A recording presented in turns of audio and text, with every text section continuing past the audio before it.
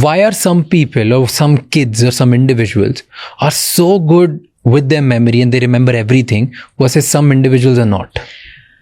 So, there are things where people talk about didactic memory or photographic memory, where you actually look at a page and now you remember it and the next day you just remember the page. Some of it is training. Some of it is inherent capabilities also. Like, for example, someone is a really good dancer versus not. Someone's really good at having hand-eye coordination and that's why they can play. So there will be some inherent differences, but a lot of it is once you discover a talent, you tend to hone it. When you are good at something and you realize, this is actually a positive reward for me because I feel good at it.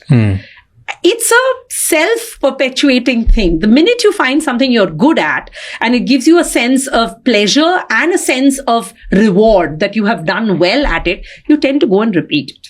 So are you telling me that if there is a kid, okay, in a family, and let's say two kids who have exactly same identical biology and brain, correct. Okay, two kids, one kid, you tell that kid again, you're dumb, you can't remember everything again and again every day for a year.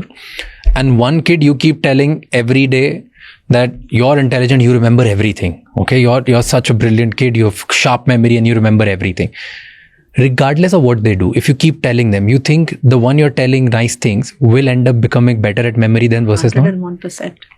There's no doubt about it. Because so the stress associated with continuously being negated and continuously being told you're incapable has a clear impact. I'm not saying it will be black or white, but there's no question that if you started with two individuals with identical capability and then the environment pushed one to have positive reinforcement and the other to have continuous negative reinforcement, there's no doubt that you will drive a differential. And can they do that in adults as well? To a lesser extent, but absolutely to a lesser extent, because the brain is much more plastic and much more open to change in a younger nervous system. So your first 25 years of your life, that's a window in which there's much more plasticity than in the second 25 and the last 25. It's downhill after that first 25. It moves in the other direction. So plasticity is reducing in the range of what it can do. So when I say plasticity, it means the ability of your brain to change, to effectively change in response to environment. Our brain is like I said, its job is to take in information from the environment and make change to be able to adapt better to the world. That's what it does. Very, very interesting. But tell me how, okay, coming to high achievers, okay? And this is the most fascinating thing which I love doing, right? So I observe a lot of athletes. And just for the fun of it, like how do they perform?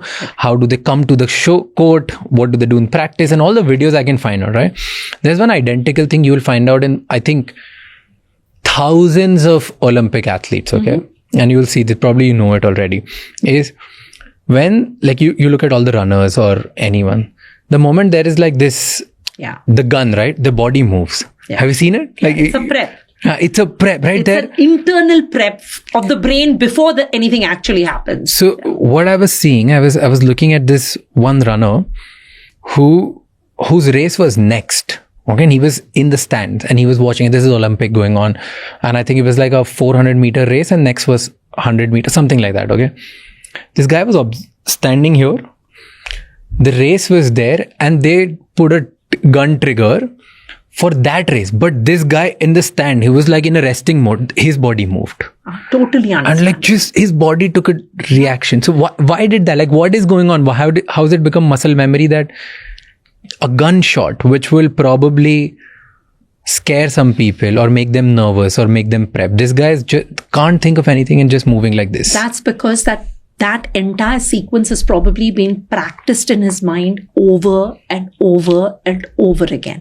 It's the same with someone like a concert pianist, which is if you are hearing, so I'll give you this is a good example because a concert pianist is actually a good way of, so when you move your fingers in a particular way, those individual fingers have representations in the brain. And so that part of the brain is getting active as you're moving that finger and even before you move the finger. There's something called the premotor, which is before the sequence starts, you imagine it and you start playing it. Now, let's say I'm a concert pianist and you are playing the same sequence. I'm not even moving my fingers. I'm listening in the audience.